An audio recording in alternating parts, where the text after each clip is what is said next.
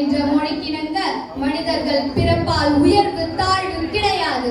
தீண்டாமை என்பது நமது சமூகத்தை பிடித்துள்ள மிகப்பெரிய நோயாகும். அன்பிற்கும் உண்டோ அடக்கும் தாள் என்பார்கள். தீண்டாமை மனித தன்மையற்ற செயலாகும். அது ஒரு பாவச் செயலாகும். அது ஒரு பெருங்குற்றம் என்பதை அனைவரும் உணர வேண்டும். ஒன்றே குலம் ஒருவனே தேவன் என்ற கொள்கையை பின்பற்றினால் தீண்டாமை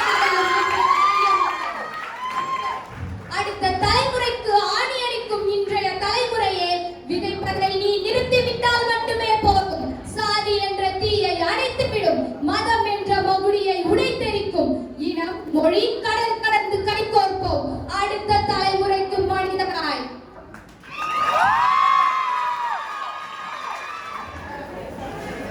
வணக்கம்.